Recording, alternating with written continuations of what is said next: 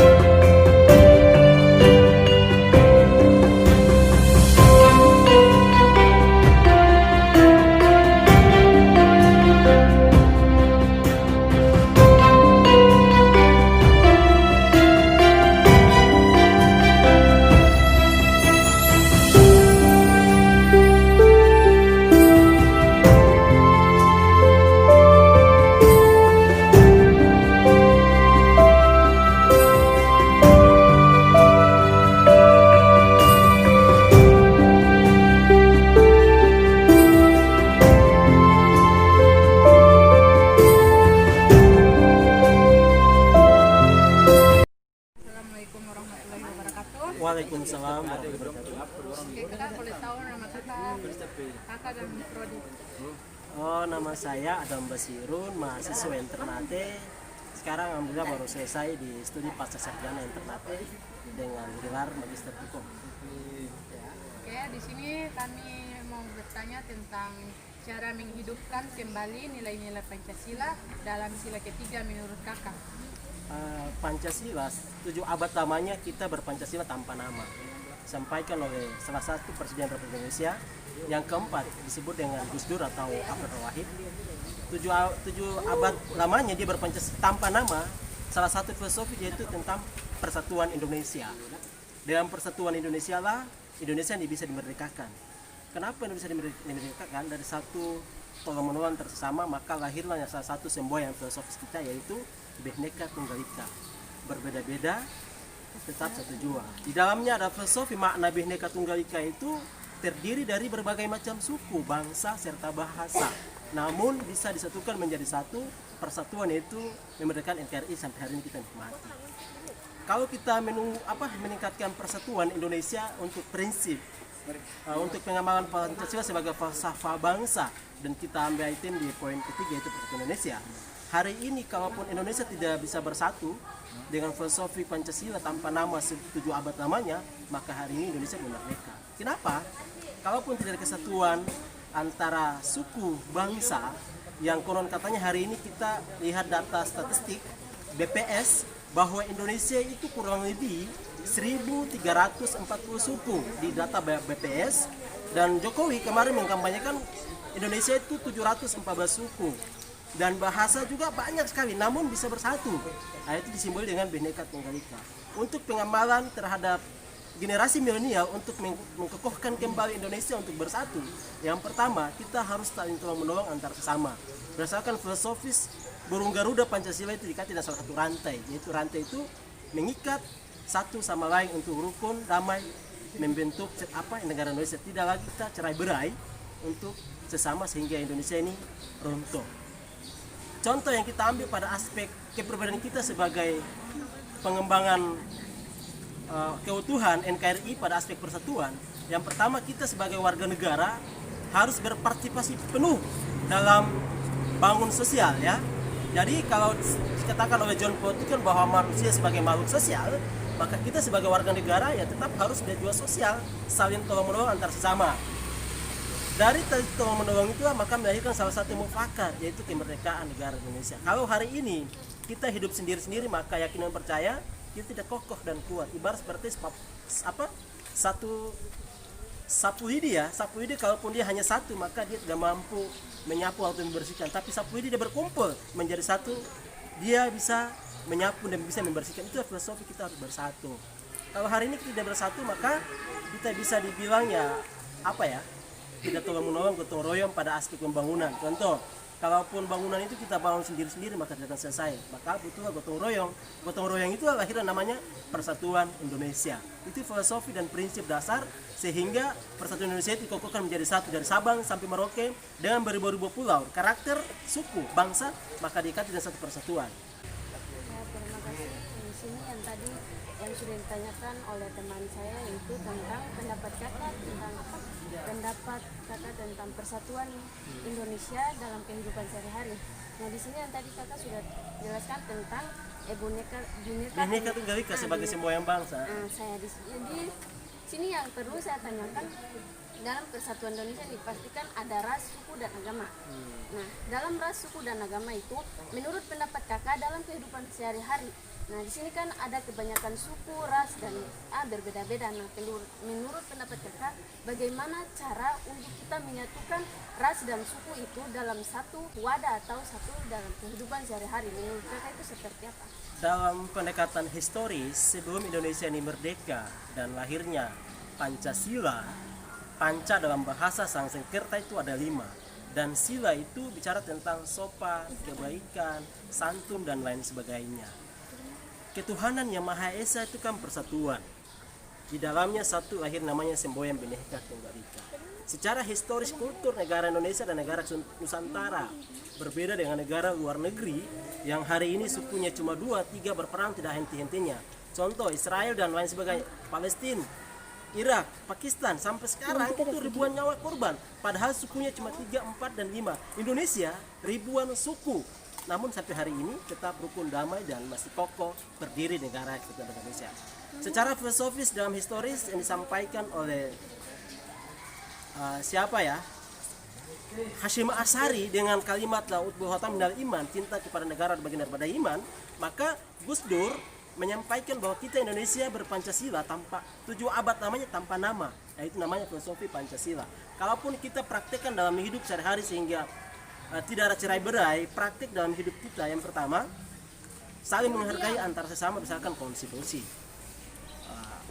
Saling menghargai dalam arti sesuai dengan ajaran Islam pada aspek tolong menolong itu dalam sabda Rasulullah itu khairunas anfaqul minnas. Sebaik-baik manusia adalah bermanfaat kepada manusia lainnya. John Paul kan menyampaikan bahwa manusia sebagai makhluk sosial, tolong menolonglah antara sesama jika engkau hidup senang antara sesama. Pada aspek yang lain juga untuk mempraktekkan dalam kehidupan kita sehari-hari, yang pertama ya kita harus berjiwa nasionalis. Yang pertama kita harus tolong menolong kepada teman ketika dalam keadaan sakit, kita harus bantu jenguk. Yang kedua, orang dalam keadaan sakit kita harus bantu. Jiwa-jiwa kemanusiaan kita harus tingkatkan sehingga pri kemanusiaan dalam arti persatuan itu selalu terbentuk dalam diri kita. Kenapa? Hari ini kita lihat negara ini lagi sementara lagi lagi kacau pada aspek persoalan ideologi yang tidak disatukan dalam satu persatuan. Kenapa? Karena tadi semangat nasionalismenya mengurang, olehnya itu untuk memperkuat nasionalisme pada aspek persatuan, mari kita mulai dari pribadi kita masing-masing, terutama di teman-teman sekalian, di lingkungan teman-teman harus ketika ada bakti sosial harus turut, ketika ada orang berduka harus turut berpartisipasi. Itu bagian daripada praktek untuk bagaimana mengaplikasikan pemahaman tentang nilai-nilai Pancasila. Kenapa nilai-nilai Pancasila tetap diterapkan? Ketika kita lihat dalam pendekatan Undang-Undang Pendidikan Tinggi 12 2012, ternyata pendidikan kewarganegaraan sangat ditanamkan di negara Kesatuan Republik Indonesia. Olehnya itu untuk meningkatkan kualitas aplikasi kita dalam hidup sehari-hari, terutama mahasiswa harus bersatu. Ketika melihat suatu masalah di kampus, ya kita harus bersatu, saling tolong-menolong, mendukung, dan mewujudkan impian bagi mahasiswa untuk kemaslahatan masyarakat secara totalitas. Kalaupun hari ini kita tidak bersatu, maka yakin dan percaya negara kita ini bisa cerai-berai dan bisa berantakan seperti negara-negara lainnya. Kenapa? Dalam firman Tuhan pun sudah jelaskan. Dalam Quran surat Al-Hujurat ayat 13, Tuhan sudah berfirman bahwa Tuhan menciptakan manusia itu dari seorang laki-laki dan perempuan, berbangsa-bangsa, bersuku-suku, agar kalian saling kenal mengenal. Dan sesungguhnya orang yang paling beriman dan paling bertakwa adalah orang yang memang betul-betul orang yang paling bertakwa. Pada aspek ini, kebenaran dilihat bukan pada aspek Islamnya, bukan pada aspek dia sholat, tapi pada aspek aplikasi kebenarannya. Olehnya itu, kita tetap berbeda suku, berbeda ras, tetapi secara filosofis negara kita itu negara yang mendukung suatu, menjunjung tinggi harkat dan martabat, nilai-nilai kemanusiaan dan harkat dan martabat sesuai dengan para pencetus 8 orang yang mendirikan Pancasila. Kalaupun hari ini kita tidak terapkan dengan baik, contoh menghargai antar sama agama yang hari ini jadi perdebatan, yang contoh kita melihat Pancasila yang pertama adalah menjalankan syariat Islam bagi pemeluk agama masing-masingnya dirubah menjadi ketuhanan yang Maha Esa. Kenapa dirubah? Karena waktu itu kalaupun dirubah, maka hari ini negara Indonesia tidak akan bersatu. Makanya persatuan Indonesia sampai hari ini masih kokoh. Maka lahirlah ayat lakum dinukum wal jadi, untukmu agamamu dan untuk agamaku. Tujuannya adalah kita sama-sama menghargai pendapat orang lain sehingga orang tetap utuh kokoh dalam menjalankan kehidupan kita hari-hari. Mungkin demikian ya. Oke, terima kasih. Assalamualaikum warahmatullahi wabarakatuh. Terima kasih kepada kakak yang sudah meluangkan waktu untuk bisa hadir di malam hari ini. Jadi di sini kami dari kelompok 1 S1 Perbankan Syariah ingin mewawancarai kakak tentang sila ketiga, yaitu Persatuan Indonesia. Jadi di sini ada 2 pertanyaan yang perlu kami kelompok 1 tanyakan. Di sini pertanyaan yang pertama, bagaimana pendapat kakak tentang cara menghidupkan kembali nilai-nilai Pancasila dalam sila ketiga dalam kehidupan sehari-hari? Dan yang kedua, jadi di sini bagaimana pandangan kakak terhadap nilai-nilai Pancasila dalam sila ketiga, yaitu Persatuan Indonesia terhadap lingkungan masyarakat. Nah, di sini kan yang kita tahu Persatuan Indonesia itu kan ada berbagai suku, ras, dan bahasa. Nah, yang perlu saya tanyakan di sini, sebelum masuk ke pertanyaan, jadi di sini banyak yang tidak memahami atau mengetahui bahasa Indonesia baku. Nah, yang perlu saya tanyakan di sini, bagaimana cara kakak untuk bisa mempengaruhi mereka sehingga mereka bisa mengetahui itu yang namanya bahasa Indonesia baku. Itu cara pandangan kakak itu seperti apa? Pertama itu soal bagaimana menghidupkan kembali nilai-nilai persatuan Republik Indonesia. Saya lihat pertama, Indonesia itu negara dengan multikultur dan multi etnis di situ.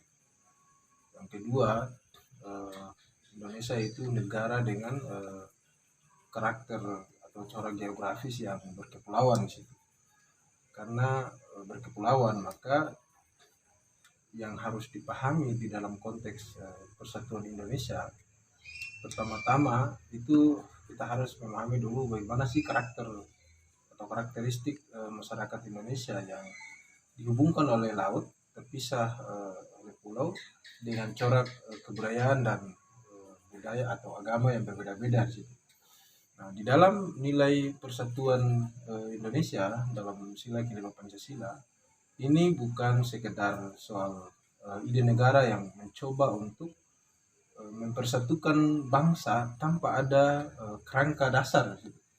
Artinya Pancasila itu sebenarnya punya bentuk pemikiran yang mendalam di situ. Dulu para founding fathers, Soekarno, Sultan Syahrir, Muhammad Hatta, mereka merumuskan Pancasila itu melalui berbagai pemikiran dunia.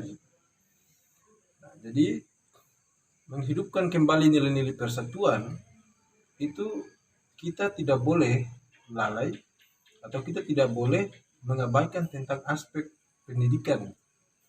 Nah, pendidikan yang dimaksud adalah pertama soal pendidikan multikulturalisme. Hal yang paling penting sekali mesti dipahami secara sosial antropologis di Indonesia yang harus kita pahami itu karakteristik. Kalau saya melihat selama ini negara menggunakan logika NKRI dengan stigma bahwa atau narasi tentang persatuan Indonesia, seolah-olah orang dengan kebudayaan yang berbeda dipaksa untuk menjadi satu. Saya kasih contoh misalnya. Di Papua misalnya, ada keragaman etnisitas, ada keragaman bahasa, keragaman budaya di sana. Nah, mereka pengen memahami kehidupannya sendiri menurut kebudayaan mereka sendiri. Negara hadir dengan mekanisme persatuan. Kasus yang hari ini kita lihat justru logika persatuan itu semakin menenggelamkan nilai-nilai atau aspek kebudayaan di Papua di situ. Karena kebebasan orang Papua untuk berekspresi tentang kebangsaan itu dilarang oleh negara. Karena negara menganggap bahwa ya sekalipun kalian punya kebudayaan sendiri, tapi kalian harus menyatu dengan logika NKRI di situ. Nah, sebenarnya nilai persatuan itu adalah aspek formalitas itu. Kalau kita lihat dalam butir-butir Pancasila, ini aspek formalitasnya. Yang menjadi masalah adalah bagaimana mengimplementasikan nilai-nilai itu. Nah, negara seolah-olah memahami bahwa nilai-nilai persatuan itu harus meninggalkan kebudayaan lokal di situ. Sehingga ketika masyarakat Papua menginginkan supaya kehidupannya diatur oleh masyarakatnya sendiri, diatur oleh nilai kebudayaannya sendiri, negara justru menerima atau menanggapi itu dengan kerangka militerisme misalnya, kekerasan di situ. Nah, ini yang menjadi problem. Padahal yang dimaksud dengan nilai persatuan itu adalah setiap orang, setiap bangsa, setiap etnis itu memiliki hak, itu hak asasi atau hak kolektif. Misalnya kalau orang Papua, hak kolektif orang Papua. Kalau di Kalimantan itu hak kolektif orang Kalimantan. Kalau di Aceh itu hak kolektif orang Aceh. Kalau di Maluku Utara atau di Maluku, di Ambon, di Ternate, di Maluku Kera, itu hak kolektifnya orang Maluku Kera. Misalnya dulu dalam sejarah itu di Kesultanan Ternate misalnya, dulu di masa Sultan Muhammad Jabir Shah di situ, beliau mau bersatu, tergabung di dalam NKRI misalnya, logika persatuan Indonesia. Beliau mau bergabung di situ, tetapi beliau tidak menyerahkan hak kedaulatannya kepada negara. Artinya bahwa logika kesatuan yang dipakai negara ini seolah-olah mau mengambil semua hak kedaulatan kebudayaan lokal di situ. Padahal, nah, Indonesia itu negara kerajaan di situ. Jadi sebelum lahirnya NKRI di situ, Indonesia itu diisi dengan negara-negara kecil. Yang dimaksud di sini adalah kerajaan-kerajaan gitu, dengan hak kewilayahan dan kekuasaannya berbeda. Nah, Sultan Muhammad Jabir Shah menangkap itu dengan misalnya beliau menawarkan konsep tentang negara federal di situ. Artinya bergabung dengan NKRI, tetapi tidak mau hak ulayat masyarakat adatnya itu diserahkan kepada negara di situ. Sekarang kita lihat misalnya konsekuensi yang diterima. Saya kasih contoh selain di Papua itu di Ternate misalnya. Di Kesultanan Ternate itu ada misalnya hak pengelolaan hak ulayat masyarakat adat di Kesultanan Ternate di situ. Termasuk ketika ada konflik-konflik agraria, konflik tanah, itu kesultanan itu punya mekanisme sendiri untuk menyelesaikan konflik tanah situ. Ketika NKRI hadir, lalu dirumuskanlah hukum-hukum tanah nasional, maka seluruh hak kewilayahan atau hak ulayat masyarakat adat Kesultanan Ternate ini ikut tergerus dengan hadirnya hukum formal di situ, yang punya logika positifis di situ. Jadi logika positifis itu kayak negara menginginkan bahwa tidak, sekalipun kalian itu punya hak sendiri, tapi mau tidak mau hak itu harus diberikan pengelolaannya kepada negara. Padahal logika kesatuan yang dimaksud itu hak pengelolaan, misalnya hak pengelolaan tanahnya tetap dikelola secara otonomi oleh kerajaan itu, oleh bangsa itu, oleh etnis tertentu, tanpa harus negara mengintervensi. Nah, Sekarang justru bagi saya nilai-nilai persatuan itu mengalami pergeseran yang sangat mendasar karena aspek kebudayaan yang real di tingkat masyarakat itu tidak lagi diakui oleh negara. Nah, bagaimana untuk membangkitkan kembali nilai-nilai itu? Yang pertama, pemerintah harus merubah sistem pendidikan itu. Karena ini bicara soal bagaimana membentuk karakter anak-anak bangsa hari ini dan masa datang. Dan cara untuk merubah karakteristik itu, sistem pendidikan formal harus dirubah di situ. Kita tidak lagi menggunakan logika kesatuan yang sekarang ini kita rasakan, seolah-olah memaksa semua orang untuk mengetahui. Misalnya kalau ujian nasional, soal-soal misalnya semuanya dirancang oleh kementerian misalnya. Jadi orang dengan berbagai karakter, berbagai suku, berbagai bangsa, hidup dengan pola pikir yang berbeda, itu seolah diajak untuk menyatu dalam konteks pendidikan misalnya. Kenapa di ujian nasional tidak memberikan kebebasan kepada sekolah atau daerah tertentu untuk merancang soalnya sendiri? Nah, padahal ini anak-anak kementerian di bidang kementerian atau nasional itu tidak mengetahui karakter anak-anak di situ. Tapi negara memaksa bahwa ujian nasional soalnya harus disusun oleh kementerian atau pusat. Nah, akhirnya apa? Kita harus jujur bahwa di tingkat SMA sekalipun, saya termasuk orang yang dulu ujian nasional kalau misalnya tidak guru tidak membocorkan soal, maka saya juga tidak akan lulus di situ. Saya harus jujur di situ. Nah, ini kelemahan kita. Kenapa? Ya soalnya diberikan, disusun oleh nasional, baru dikerjakan oleh anak-anak di daerah. Nah, ini problem logika kesatuan NKRI. Jadi untuk bagaimana membangkitkan kembali nilai-nilai itu, pemerintah harus merubah sistem pendidikan kita, lebih mengarah kepada kurikulum yang mengangkat basis-basis real kebudayaan di daerah-daerah. Tidak harus menggunakan logika yang sekarang terlalu memaksakan kalau dalam logika NKRI sekarang, bagi saya lihat secara sosiologis, dia lebih berkonotasi memaksa di sini. Kan nanti beda tuh. Kalau persatuan Indonesia itu nanti kita akan bicara tentang state, negara, dan nation, bangsa di situ. Kalau dalam logika state, negara, maka yang dipakai adalah aturan yang memaksa di situ. Buktinya misalnya kayak di Papua di situ, negara selalu memaksa dengan sistem militerisme harus diarahkan ke sana, berani ada yang memberontak ditembak. Padahal itu HAM itu. Dan kasus itu tidak pernah diselesaikan dari dulu sampai sekarang.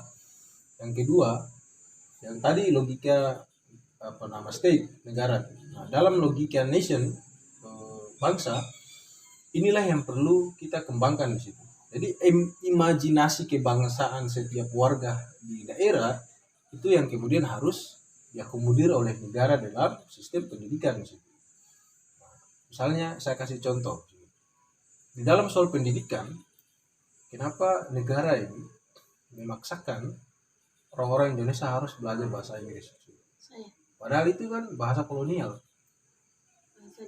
Nah, kenapa bahasa ibu, misalnya bahasa daerah itu tidak dijadikan sebagai lingua franca di dalam sistem pendidikan kita? Karena sekarang bahasa ibu kalau kita telah dalam sistem pendidikan, karena ada bahasa nasional, ada bahasa Inggris dan bahasa daerah misalnya. Bahasa daerah justru menjadi second language, bukan lagi second language tapi bahasa ketiga. Second language-nya kan bahasa Inggris kan, bahasa pertamanya bahasa nasional. Kita harus ambil semacam logika kontradiksi yang merumuskan bahwa kenapa bahasa daerah itu tidak menjadi lingua franca tuh, bahasa pertama dalam sistem pendidikan, terutama di anak SD, SMP, SMA sampai perguruan tinggi. Jadi perombakan utama itu harus dari sisi pendidikan, karena pembangunan karakter anak bangsa itu dilakukan salah satunya jalan adalah melalui pendidikan kebudayaan. Saya baca sebuah berita, ini hasil penelitian dari kerjasama Australia dan Indonesia. Mereka penelitiannya di NTB, Bima tuh NTB apa NTT ya, teman-teman cross check. Artikelnya di link conversation. Nah, hasil penelitian menunjukkan bahwa guru yang mengajar pakai bahasa daerah terhadap siswa di sekolah tertentu, di daerah tertentu, itu jauh lebih efektif di dalam mengangkat pemahaman siswa daripada guru yang mengajar pakai bahasa Indonesia untuk diterapkan kepada daerah tertentu yang mayoritas bahasanya bukan bahasa Indonesia di sini.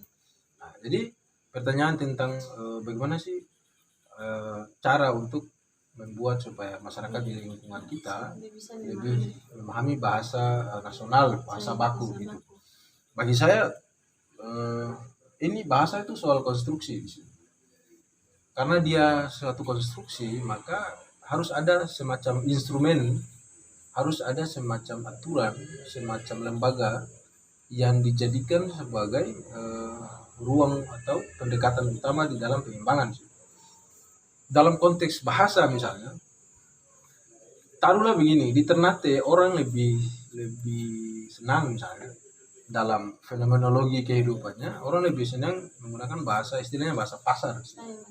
Bahasa pasar. Nah, artinya bahwa life experience, pengalaman hidup itu yang kemudian perlu dilihat itu. Nah, sekarang saya lihat cara negara secara kritis untuk melihat problem kemasyarakatan itu hilang, terutama soal bahasa. Bayangkan saja, kenapa negara, kalau kita bicara soal karakter misalnya, karena kebudayaan itu bicara soal karakter. Dan salah satu jalan untuk memahami kebudayaan tertentu itu lewat bahasa. Nah sekarang jika negara mempertanyakan bagaimana cara supaya menghidupkan kembali tentang bahasa baku misalnya, bahasa Indonesia baku. Nah, bagaimana dengan bahasa daerah sih? Di Maluku Utara, bahasa Ternate sekalipun ini sudah termasuk bahasa-bahasa yang terancam punah sih. Bahasa ibu, bahasa apa namanya? Banyak entitas bahasa di Maluku Utara yang itu terancam punah sih. Nah, ketakutan kita kalau misalnya bahasa itu punah, maka karakter dan kebudayaan kita ini tergerus hilang.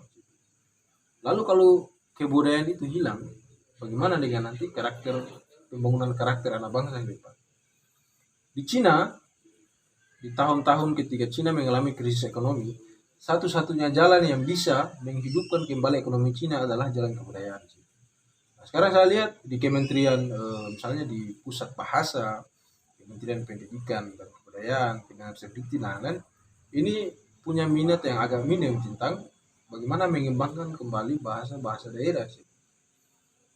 Saya belum bisa meneruskan tentang bagaimana sih harus membangkitkan kembali bahasa-bahasa baku. Saya kira hanya jalan pendidikan. Ada berbagai bentuk. Ada pendidikan formal, ada pendidikan non formal, dan juga ada pendidikan informal di situ. Ini sebenarnya problem yang lebih bersifat sosiologis di situ. Saya kasih contoh begini. Di Ternate nih, kalau misalnya dalam sistem kekerabatan, orang menikah, misalnya orang Ternate menikah dengan orang Jawa, maka mungkin kemungkinan anak-anaknya akan lebih menggunakan bahasa baku Indonesia. Kalau orang Ternate menikah dengan sesama Ternate, taruhlah di Giri misalnya, orang Giri menikah dengan orang Giri, mungkin anak-anaknya lebih kemungkinan besarnya, karena di lingkungan keluarganya berbasis bahasa Ternate, maka aspek bahasanya lebih besar ke arah bahasa Ternate. Kalau misalnya dia menikah dengan orang luar, ini sebenarnya tergantung dengan pengalaman kita masing-masing. Dan pertanyaan mengenai bagaimana membagikan atau memberi pemahaman soal bahasa baku Indonesia, bagi saya itu tidak ada problem sih. Kalau misalnya orang tidak tahu bahasa Indonesia kan bahasa Melayu. Dia dijadikan sebagai bahasa nasional karena waktu itu ketika di jalur di pusat-pusat perdagangan, di pelabuhan-pelabuhan dan lain-lain, orang lebih banyak menggunakan bahasa Melayu. Maka di dalam Sumpah Pemuda dan lain-lain, mereka menyepakati bahwa kita punya satu bahasa dengan menggunakan bahasa Melayu yang punya latar historis tentang perdagangan. Nah, bagi saya sekarang kalau orang di suatu daerah kurang mengetahui tentang bahasa baku misalnya, bagi saya itu kurang bermasalah. Yang menjadi problem adalah ketika bahasa daerahnya sendiri dia tidak tahu. Nah, orang Ternate yang tidak tahu bahasa Ternate, ini dia yang menjadi problem utama tuh di situ. Karena kita kembali lagi kepada soal penyatuan tadi, itu bicara soal nation, bukan soal negara. Nah, tinggal teman-teman memahami apakah logika kenegaraan seperti itu mau dipertahankan ataukah kita harus kembali jauh kepada proses logika kebangsaan. Karena sebelum negara ini hadir, kita sebenarnya punya negara sendiri. Kita punya negara Aceh, punya negara Demak, punya negara Sriwijaya, negara Ternate, Tidore, Baca, dan lain-lain yang terhimpun dalam satu kesatuan Maluku Merah. Jadi untuk membagikan kembali bahasa-bahasa baku, saya kira ya ini soal bagaimana mengkonstruksi pendidikan di tingkat formal dan juga di tingkat keluarga. Karena lembaga pendidikan paling pertama itu adalah lembaga keluarga.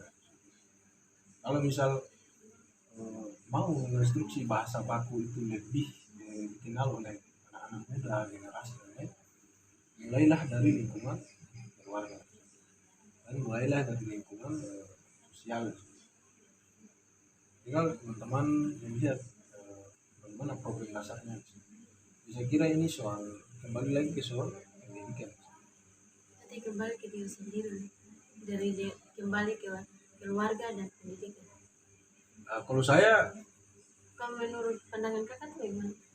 ya kalau saya yang pertama itu menginstruksi itu dimulai dari lingkungan keluarga, kemudian dari lingkungan sosial, dan harus merubah tadi sistem pendidikan kita.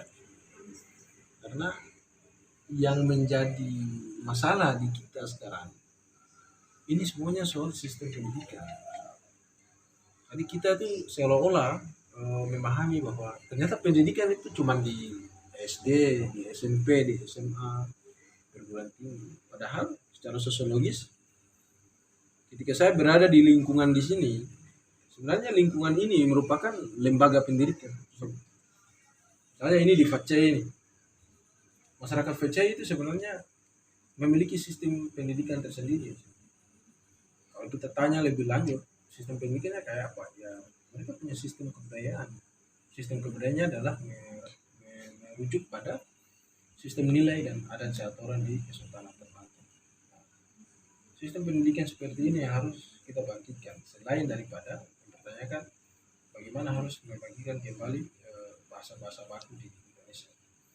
Karena ketakutan saya kalau kita membangkitkan kembali bahasa-bahasa baku Indonesia, justru itu negara tidak dibarengi dengan penguatan terhadap nilai-nilai kelokalan dalam bentuk pengembangan bahasa daerah. Karena saya dosen sosiologis dan saya melihat ini problem yang paling mendasar di Indonesia saat ini. Karena bagi saya ini soal mentalitas, karakteristik. Jangan pernah berharap kalau pendidikan kita itu sukses kalau sejak awal mentalitas peserta didik itu tidak pernah dipupuk. Karena memupuk mentalitas peserta didik, satu-satunya jalan adalah soal kebudayaan. Itu salah satunya adalah soal bahasa.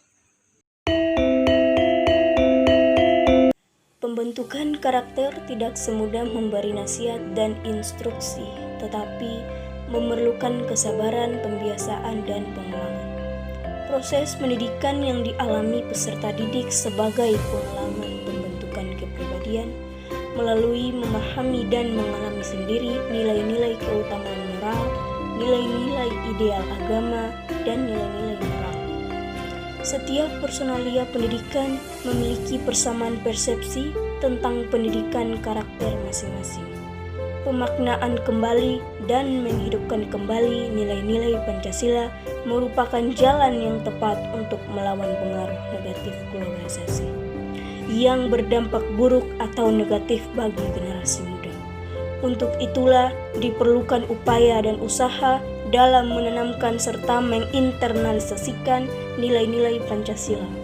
Salah satunya melalui pendidikan Pancasila lewat generasi muda penerus bangsa. Melalui pendidikan diharapkan mampu membentuk karakter pribadi penerus bangsa yang tidak mudah goyah oleh derasnya arus globalisasi. Selain itu, perlu adanya aktualisasi nilai Pancasila dalam kehidupan sehari-hari yang sesuai dengan ideologi Pancasila. Dengan revitalisasi nilai-nilai Pancasila, diharapkan integritas nasional akan tetap terjaga. Marilah jaga